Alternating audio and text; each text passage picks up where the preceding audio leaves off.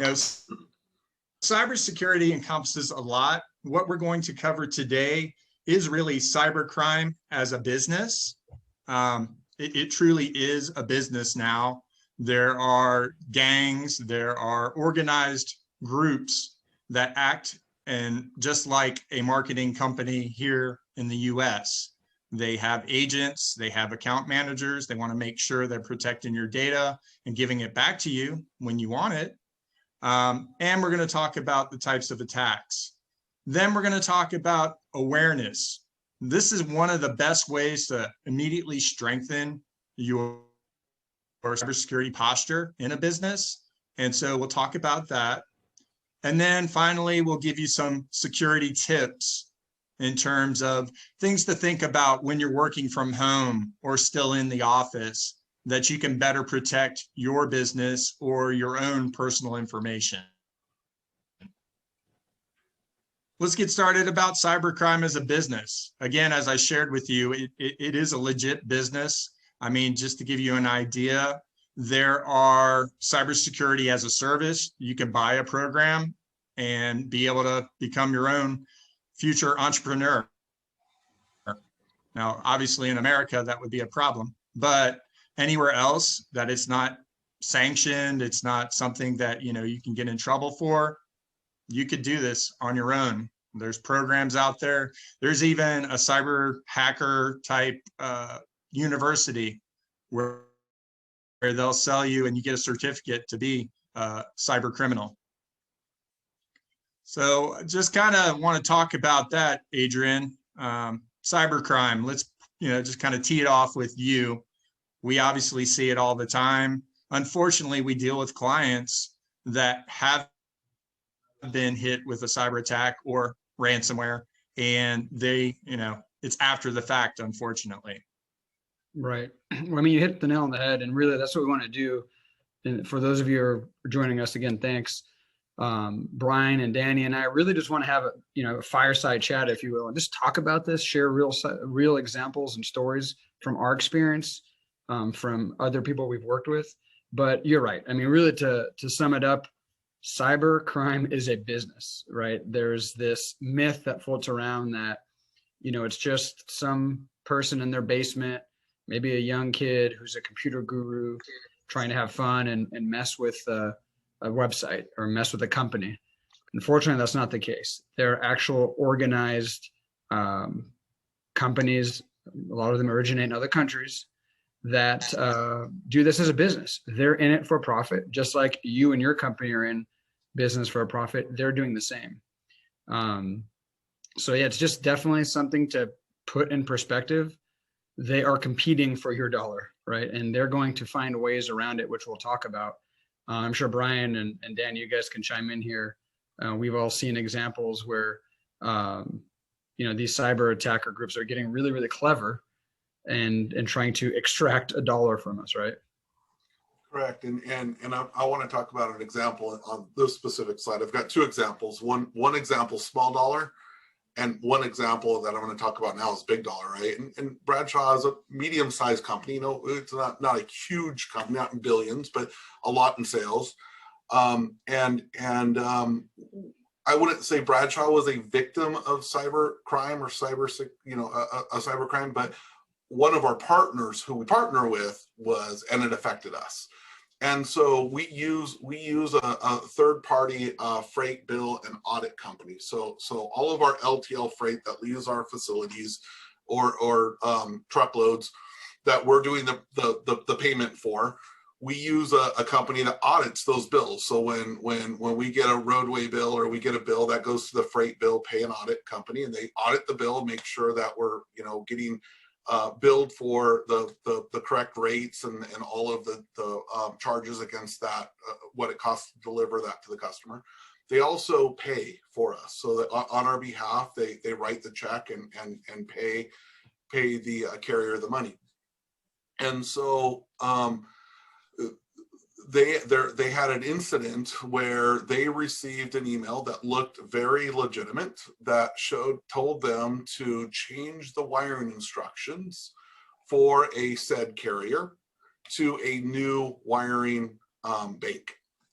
and they didn't have, I guess, the best, cybersecurity training involved, and they ended up going out and making that change in their system.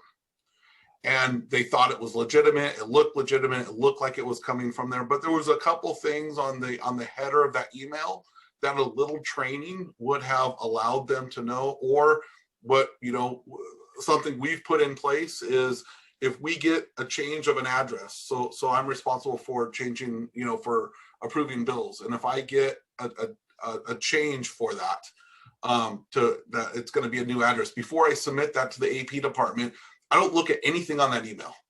I go back to my contact in my phone, or I'll Google it, and I'll find out who I need to talk to, and I'll call them and I'll ask them, is this legitimate? Do you really want me to change the bank information on here?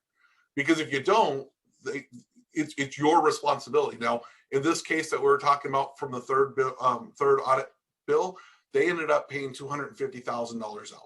They were out $250,000. They got the FBI involved, but within a day, that money was gone. There was no way to recover that money. Wasn't our responsibility. We weren't the one that told them to make that change, but it was their responsibility, right? And so they had to cover that money and actually send it to the correct carrier. So. Wow. Yeah, that's a pretty common example. Unfortunately, right? It's kind of on the screen too. One of the biggest myths is, hackers are only going after the big companies, because we hear about those on the news, right? Sony, SolarWinds, not to pick on Home Depot, but I'm sure, we've heard about that in the past in the news. But the reality is there's tons that never make the media, the ones that we deal with.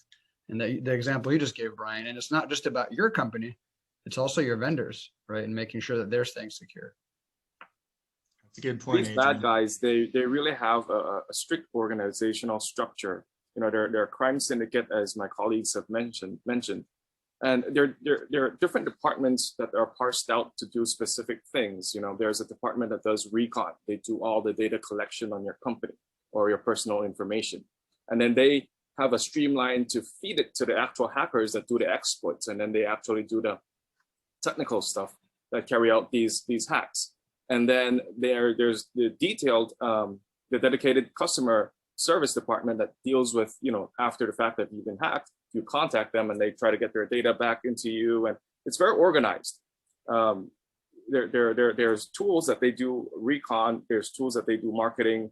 They've paid big money to get into Google searches and everything, as Adrian will mention later. They've paid for ads. They're flush with money that they could just carry out these attacks.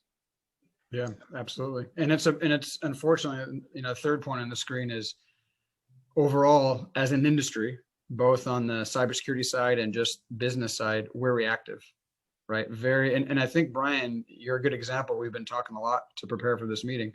You guys are ahead of the game. You're pretty reactive in your organization. And I think that comes from the top down, as you shared with me. But most companies, unfortunately, that we are engaged with are after an attack, right? It's pretty much a reactive industry, to where, if you don't understand, if you haven't educated yourself, you don't realize the risks that are out there. It's after you lose $250,000 in a scam like that you realize, we may need to do something about it. So. Yep, that's true, Adrian. It's true.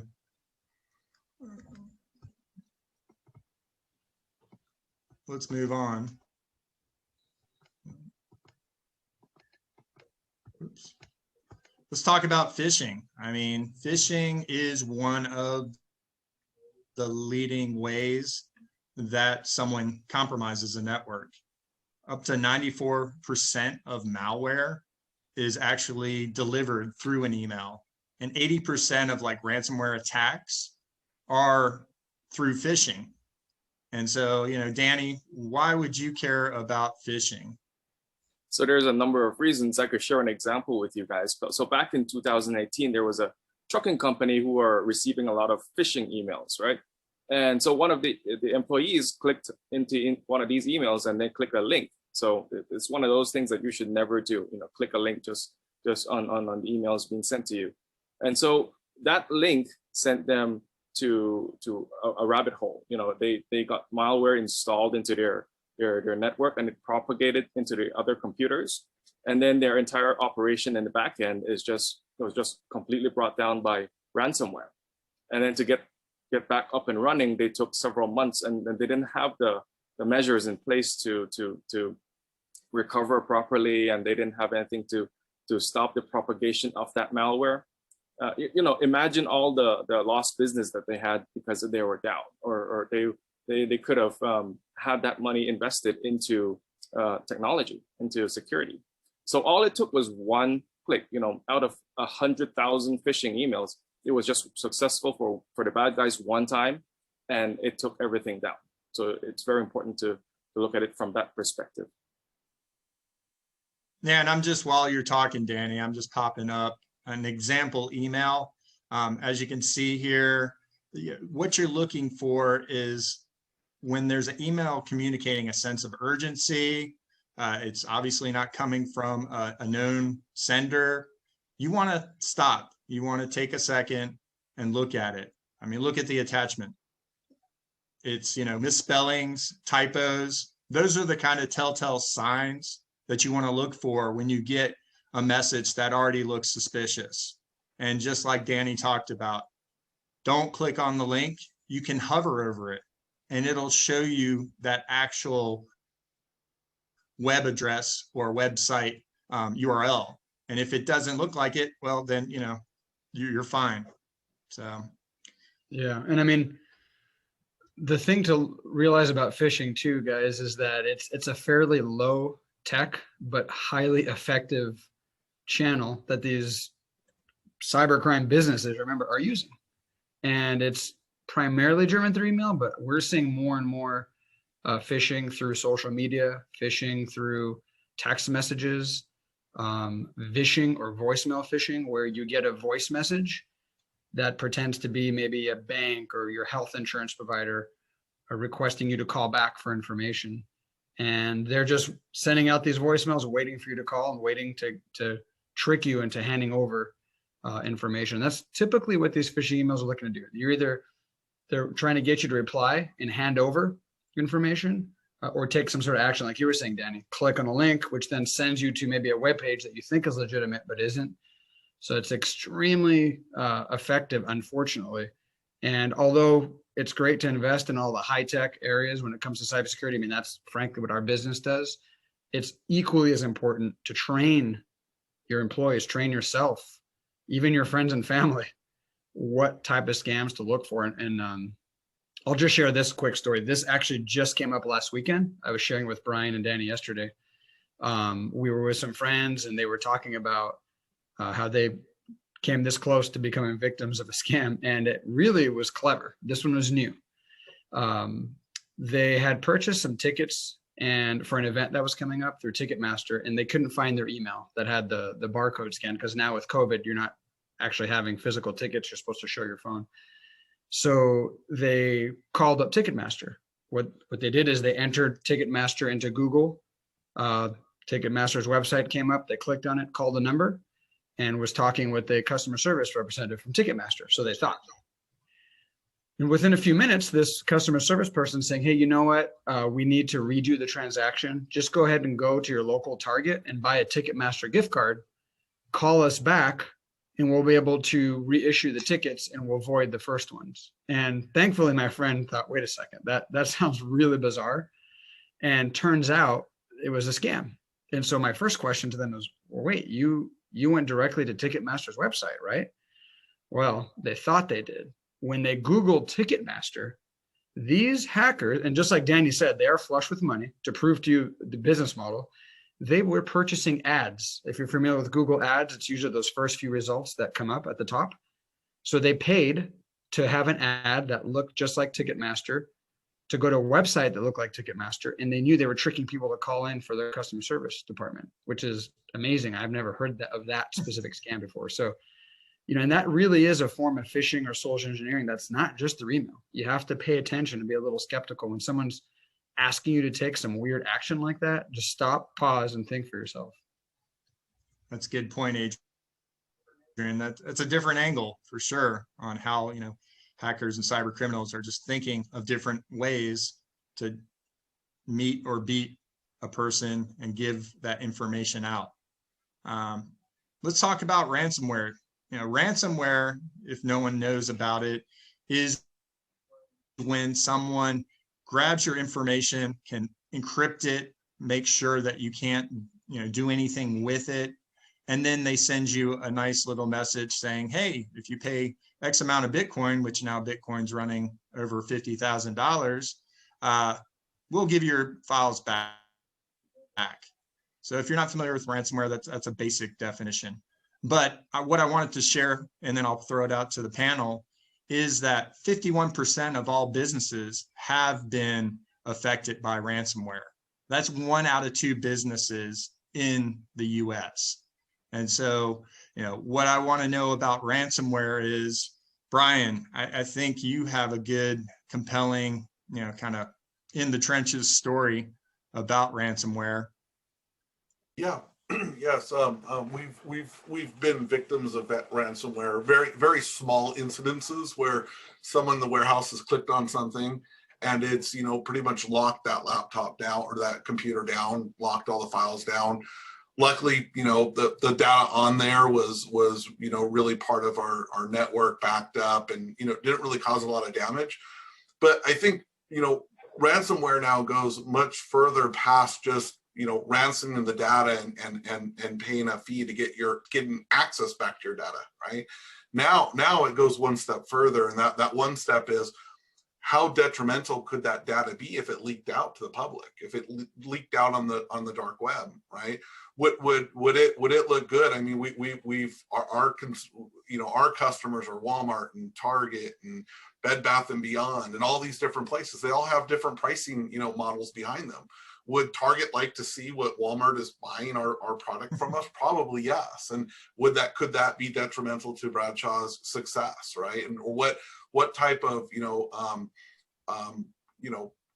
competitive advantage would that give to some of our some of our competitors if they found out where we're buying our raw materials from, or having things manufactured, or the prices, or the factories that we use, right? So it's one step further than just shutting a business down. It's also what happens if that data gets out to the dark web, and what effect does that have on the company itself? Right. And this guy is working, so he's just waiting to get that information off the dark web. So. The shadow. Shadow. Danny, you have any stories to share about ransomware? It was just a previous one, but I think Brian has another one on the upcoming slide on social engineering, which is a big topic in cybersecurity. Yeah, and I mean, Adrian, you talked a lot about the social engineering and the Ticketmaster, so we deal with ransomware all the time, but we'll just move on. How's that sound? Yeah, I would just add real quick on ransomware. It's like Brian said, it's evolving. We've seen it even just from the data, hostage standpoint. We've seen them put time limits. So, hey, we've locked up all your data, pay us X amount. If you don't pay us within 48 hours, the amount goes up and we'll start deleting data. And then now, obviously, they're threatening to hand that over to your competitors or to put it on the dark web. So, yeah, just as a note, I think one of the most important things you can have to protect yourself from ransomware after the fact is a good backup and disaster recovery system. And I say that because we've dealt with so many companies after the fact that thought they were backing up their data, went to recover from ransomware, and it actually wasn't being as backed up as well as they thought. Can be weeks of lost productivity at a minimum. So just want to add a quick thing on ransomware. Some of these ransomware software is able to go into your backups as well. Then they encrypt your backups as well as everything that you have. So if you have an offsite backup that is not hooked up online, that is a good strategy to have. Absolutely. Yeah, we've seen that, Danny. We've seen where they've come in and deleted backups before they ran the ransomware script. So by the time the IT department looks for their backups, they're gone. So you got to be very careful. Yeah, that's a very good point. We'll move on to social engineering. Now, social engineering is when any kind of bad actor is tricking you, similar to that Ticketmaster story. They're trying to get sensitive information from you, and they'll take, use psychology, they'll use urgency, they'll use all kinds of different tactics to be able to, grab that information from you without you knowing it. thinking that it's from an authority, or it could be what's called pretexting, where they're asking you for a specific set of information, almost like a survey. Social engineering. Who has the best story in terms of, someone getting socially engineered? Oh, I see Brian. He's like chomping at the bit here. Go ahead. All right. So true story. You think about social media, you think about Facebook, you think about Instagram, you think about, how great these tools are for family and friends, right? And that's really what it should be used for, family and friends. And it really should, if you get something out of this presentation, go back, look at your Facebook, look at your Instagram, and make sure it's locked down to friends, family and friends, right? Because what ends up happening, this happened to, one of our, two of our employees at Bradshaw. It was a playoff between the two of them, and they had their Facebook wasn't locked down, and it happened to be at one time the president of our company. And he, has children, and it was getting ready for their birthday. He also had some, photographs of of a trip that he's currently on, right? And so they were able to look who the friends were, look through all of this information, who commented on different things, and they found someone else at Bradshaw that happened to be a friend of his. So they were able to send an email out that looked just like it came from this person.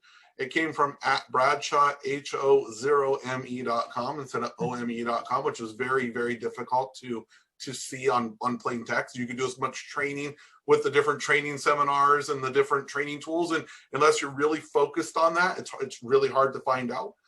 I'll tell you another little secret that we turned on to kind of help identify outside mail.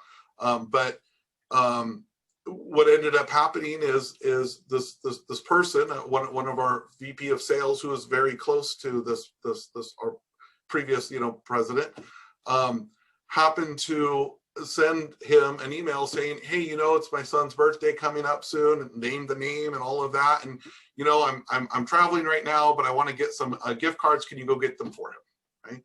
So he said, yeah, sure. I'm in a sales presentation right now with this customer, but guess what? I'll run off to Walmart and go pick them up. So he runs to Walmart, can't find it. It was Steam, Amazon, something like that. It was one of those ones that was a little more difficult to find. So he said, I couldn't find him here, but I'll run over to, I'll end up running over to Costco and pick it up there. So runs to Costco, buys it, and the person, he said, I'll text you. In the email, it said, give me the 4 codes, send me the codes. And he still didn't pick it up at that point in time. He said, what if I text it to you? And he said, can you send it to me in email? It'll be much easier. He sends it to him in email. Right after he hits the send button, he starts thinking. I think he goes back to the cyber, I got Fernando on the meeting with me. I won't call him out and have him talk, but he sends an email out to Fernando after probably, a month ago of having all this training that we enrolled him into, and said, I think I made a mistake, right? And he ended up sending the president a text, called him and said, hey, I just emailed you those codes. And he said, what codes? I didn't ask any codes, right? Unfortunately, he was out $200 or $400. I think it was 4 $50 cards, so $200, right? Small, right? So we were talking $250,000. Now we're talking $200. Same type of scams, though, right? It's scams trying to take money from someone. One thing that we put in maybe 6 months ago, and we really talked about it with the company a week ago, actually. Fernando sent a great email out a week ago, talking about that on what we've done using a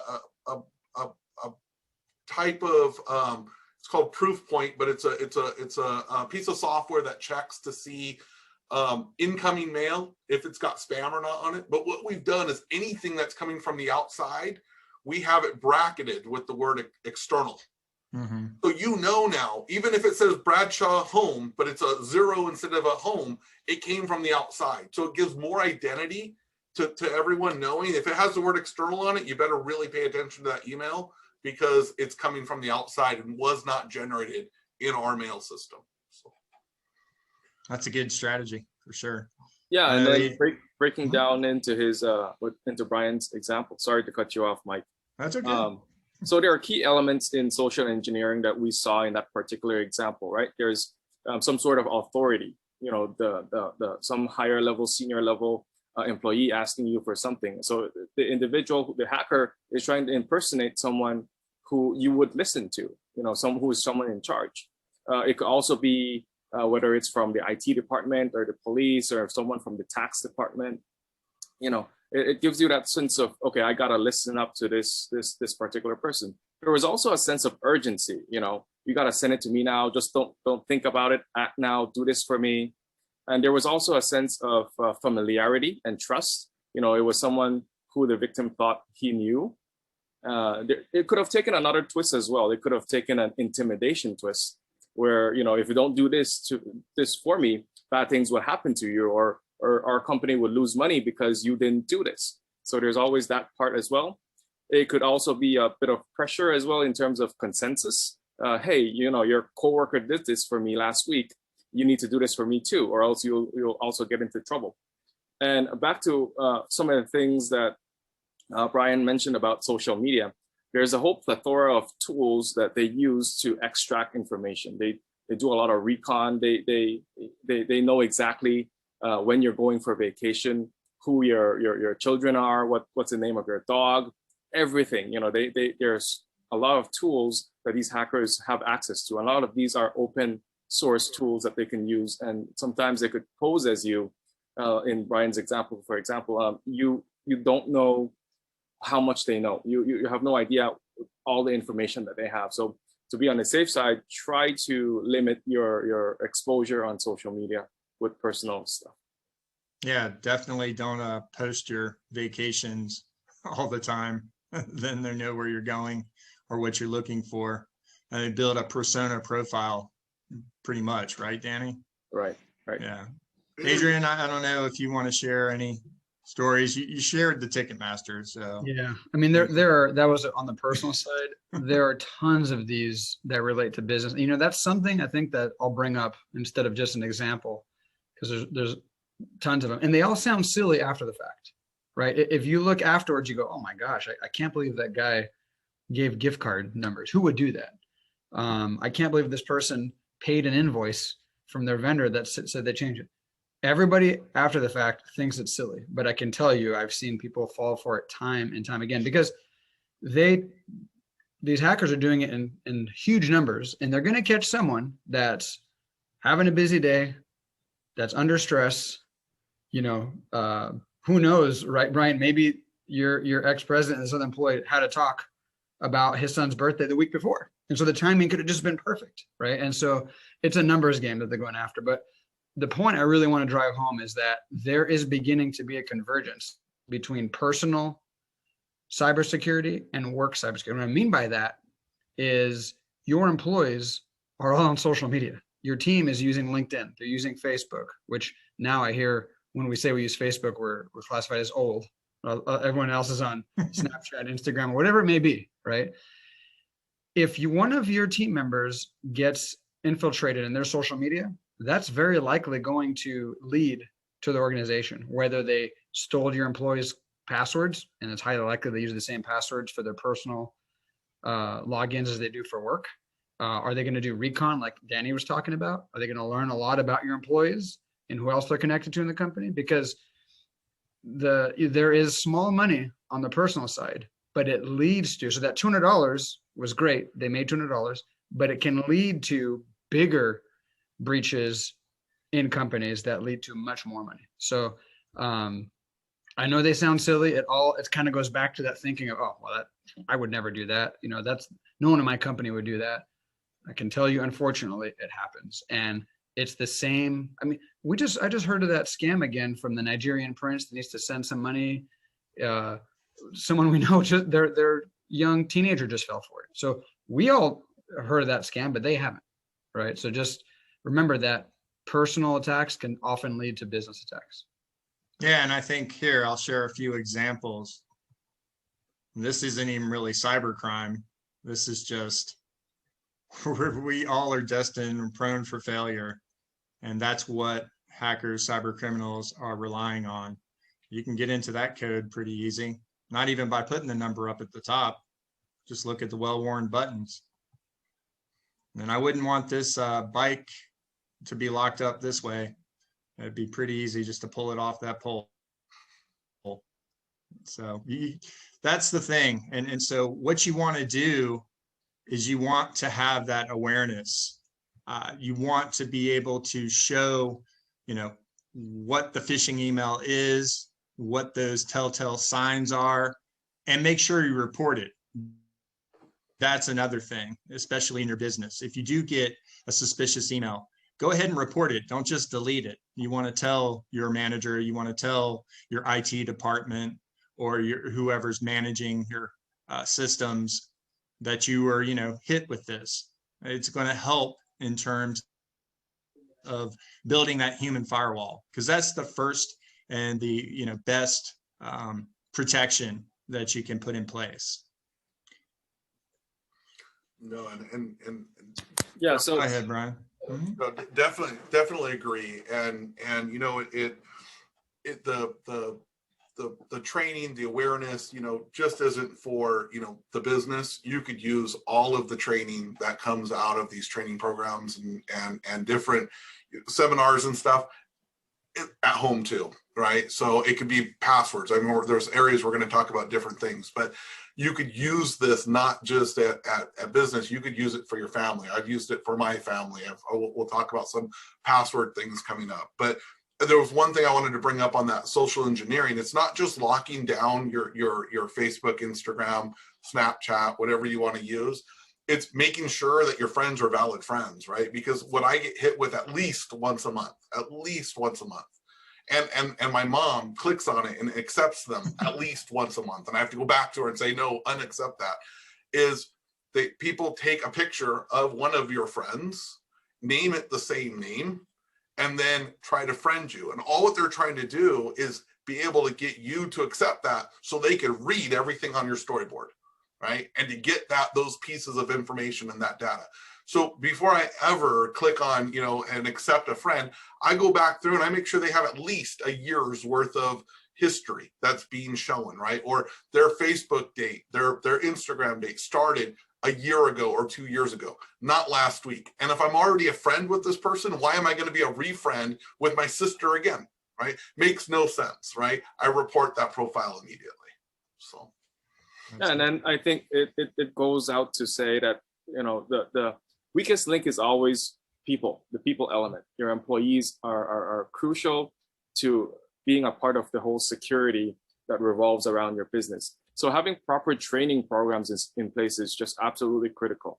And then say, for example, you have them go through training, like Brian's example, you had this employee go through a month of training, and people get complacent after a while.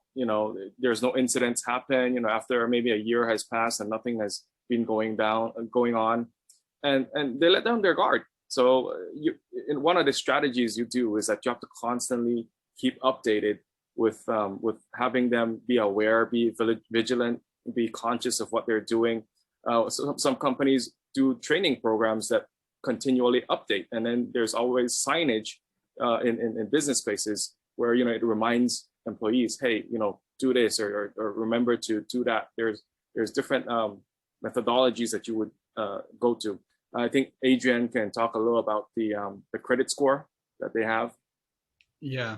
So I know, we implement this for a lot of our organizations. I know, Brian, we've been talking, you use the same type of platform, but, it's become it's almost like safety training, right? It's required. We all know it in our industry. Hey, you need to be certified for safety. You got to be certified to drive a forklift, but no one really certifies a new employee to operate a computer who has access potentially to all the company's data, right? So, in the last 10 years or so, cybersecurity has become a pretty big topic, and more so in recent years.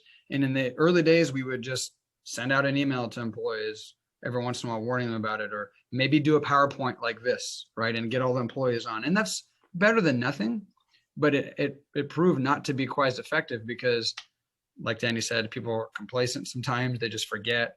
Maybe they never grasped it in the first place. When you're going to the webinar, they could have been falling asleep for all you know. But things change, right? So What we find successful is putting in a system that is continuously training them. So they go through a mandatory on-demand, on the web type of training where they need to click through, it's interactive, test to prove they've actually been listening with the passing score. And then every so often, every week, we recommend sending out little micro training, little 2-minute videos on current topics. Hey, maybe we'll put one together on this Ticketmaster scam, right?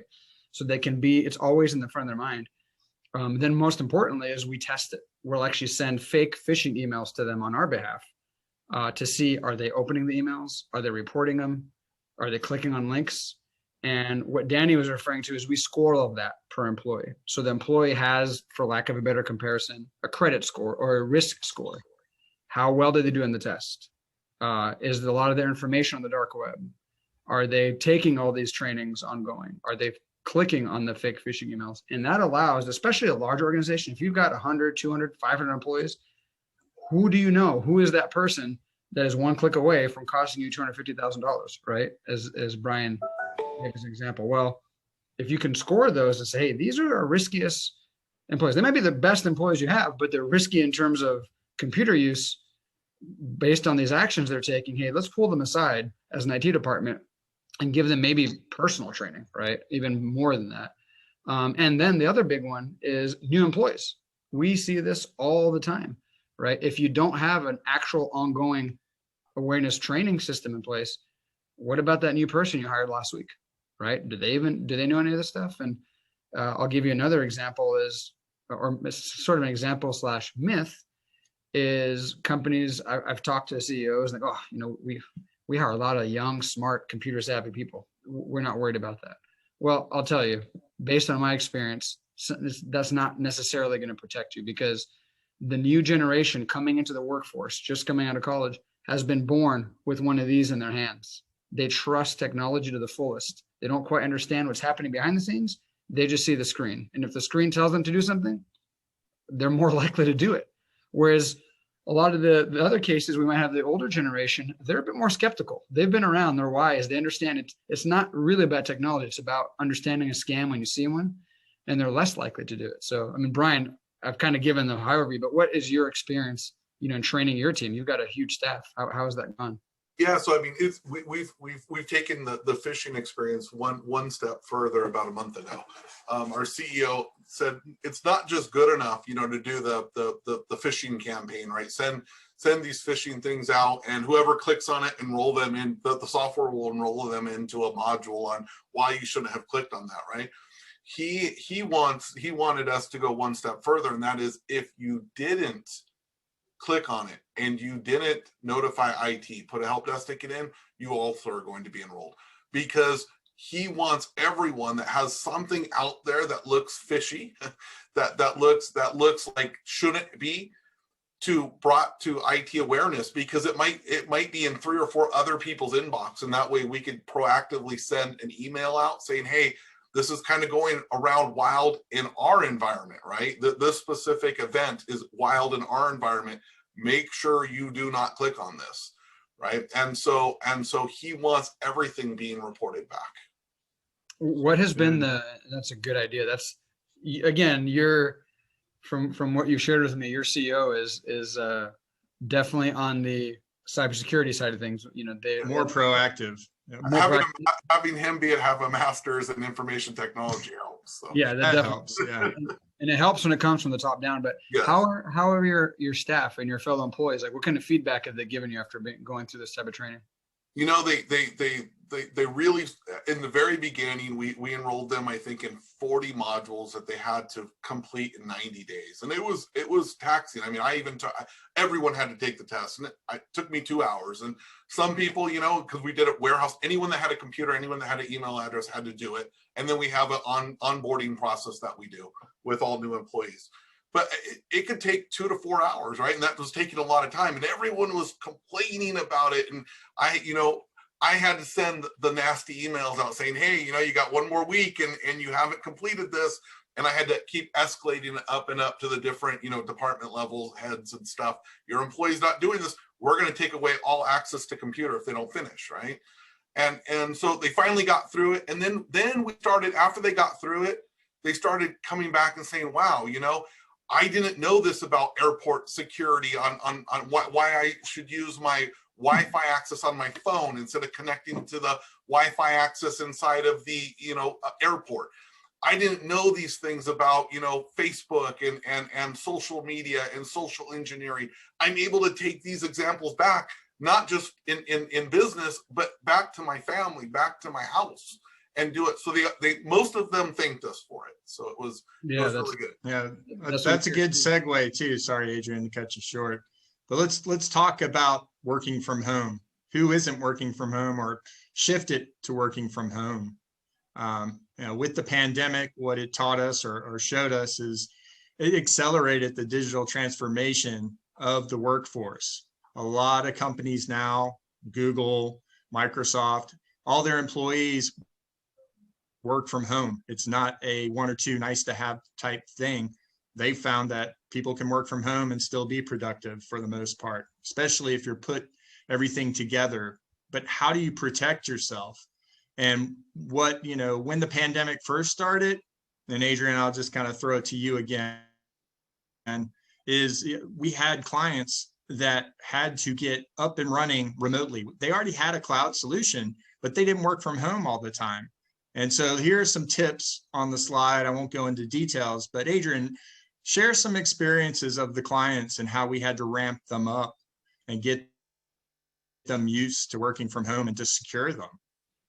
Yeah, no, I mean, I guess that's why we came up with the name digital pandemic, is that, the pandemic in the real world, or from a biological standpoint, is definitely, we're feeling it in a digital sense, right? And one of those, besides companies getting viruses, is the working from home aspect. It is unfortunately made it more likely for hackers, right? It's just another entry point. So now someone's at home, they're not in the office, they're not able to yell down the hall, hey, I got your email. So it was a big undertaking in those first few months last year, or it's almost a year ago. We had literally thousands of people who had to go work from home who never did before, right? They didn't have business equipment. They just had their personal computers. They may or may not have had the proper antivirus in place. They definitely didn't have their Wi-Fi protected. So all of a sudden we found ourselves scrambling. I'm sure you did the same, Brian, as an IT department. We're having to support everybody's home networks, and now they've got their kids working from, or doing school from home, or they're watching Netflix. So you have bandwidth issues. A lot of that settled down, which I'm sure a lot of you on this Zoom call are probably Zooming from home.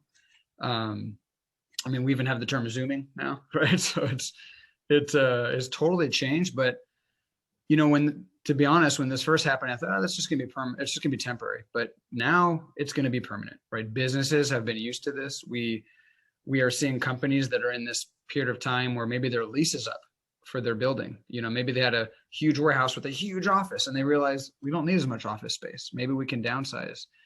On the other side, the employees themselves are used to it now. They like those creature comforts of not sitting in an hour and a half of traffic to get to work. So those are all good things. But back to cybersecurity, we have to make sure,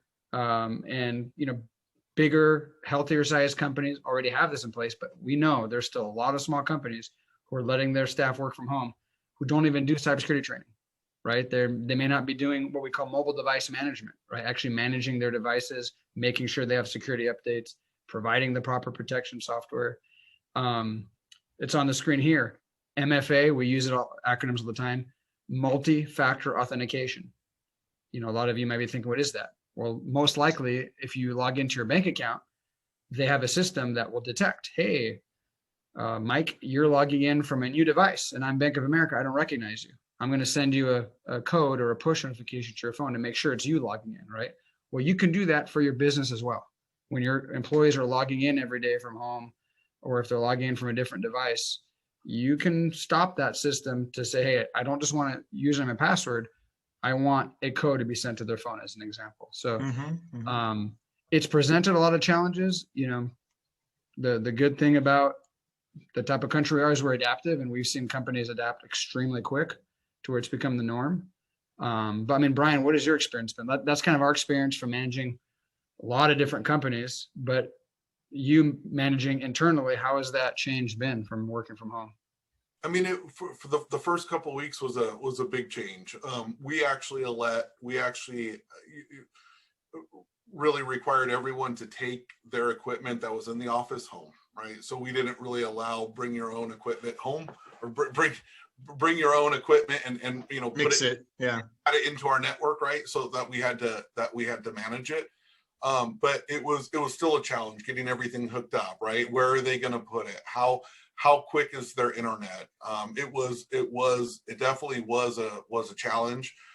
It taxied our VPN, right? We had to give everyone VPN access back into the building. We didn't have enough bandwidth in the office to support all of this traffic that was coming through. So we had to change, you know, the direction of the way our firewall and VPN and tunneling of information traveled back and forth between them and us. So definitely was a change. But we were able to move relatively quick on it. So that's good. That's good. Well, hey, let me move on. Just some quick tips when it comes to cybersecurity, being cyber safe. Now, first, we'll talk about passwords real quick. And passwords, and you might wonder, why is this diaper here? Well, passwords, it's a good analogy I've learned now for probably the past year. You want to treat your passwords like underwear. You definitely don't want to share it with someone. You don't want to leave it out for anyone to see. And God forbid, please don't keep reusing the same password. Okay. And, you know, you want to have something like a password manager that creates passwords, strong passwords for you that you don't have to worry about because they securely store them. We're a big proponent of LastPass. And before I'm going to pose it over to Brian, because Brian actually, when we started working on this presentation, he had a different way where he was still calculating a lot in his head on how to create these strong passwords. But I want to share a story myself. I know I'm not on the panel, but I had an interesting story. It's from members of my family. I won't say who, but basically I was over at my mother-in-law's and I was trying to get on, or I was with my sister-in-law's boyfriend, and we needed to get into her new laptop. And I was like, do you know the password? And he said, yeah. And he gave me the password. And I was like, oh no, that is someone else's password I'm very familiar with. And I was like, she did that to log into her computer. And so it was just kind of a quick example that I've experienced just recently on why you don't want to recycle a password. The sister-in-law was taking another family member's password that I'm familiar with and putting it in so you could log into her computer. Those are the things you don't want to do. And so, Brian, tell me a little bit about LastPass. Yeah, what are your experiences so far? I'll talk really quickly about something prior to LastPass, right? So about 5 years ago, DMA had the FBI come in and do kind of like this cybersecurity awareness. And he taught me something, and I wish I would have had that event, 30 days prior, because what ended up happening, even though I'm in technology, I've never been, wasn't concerned that I was going to become a victim, or my son was going to become a victim, right, of cybersecurity. And at the time, 5-6 years ago, he was immensely involved in Minecraft and loved to mod and didn't really understand, when you click on links and go places and it asks for usernames and passwords, that it might not be a legitimate place you're clicking on. And so he used my username that I use for everything, and he used my password that I use for everything. It was one password I used everywhere about 5 years ago, and at least for non-banking stuff, right? So it was just a general one I used for all kinds of stuff like Spotify and Pandora and everything else. So he ended up using this password, and all of a sudden, all of my accounts started coming up and saying you had a security alert, MFA was coming up, all these things were coming up. And that was a huge mistake I made, right? First of all, having all these passwords attached to one. But in this training, the FBI guy said, hey, everyone needs to be able to reuse passwords, but reuse it a little different. Have a base, have a 7-character base. And then after that base, something about that website that reminds you of it, add that onto it. So if you're at Best Buy, maybe put tech at the end of it, right? Something that's going to remind you when you go to that to do it. I've been doing that for the last 5 years. And I must have over 150, 200 different combinations of these things stored in my head. But I get kind of messed up on the ones that reset, after 90 days, the password resets. And I might change it on my computer, but I forget to change it on my phone app. And then I try to use my phone app and it doesn't work. And so everything's out of sync. And so during this, as we were preparing for this, Adrian said, well, why wouldn't you just use LastPass? And what a great tool. I mean, I guess it cost money and then it was free. I'm on the free, but I guess in a week from now, it's going to cost me $250 a week or $250 a month because they're changing their policy if you want it on multiple devices. But probably one of the best password managers I've seen. It allows you to use it across your phone, your computer, multiple devices, and it will go out and it'll tell you if you do have passwords that have been used before or on the black web. It'll pop up and let you know what those things are. So it'll tell you go change them. So great piece of software. We're more than likely going to implement it at Bradshaw. I've got Fernando looking into it right now and how we would, roll that out large scales. Awesome. That's good to hear. That's good, Brian. That's good. Well, hey, we're running a little bit over, so I just want to kind of breeze through this screen. But anybody attending today, we've created a cybersecurity checklist for the DMA members and anybody, again, who's attending, waiting for the prize raffle. This checklist will just kind of give you a little self-assessment on your business or even, what you're doing at home.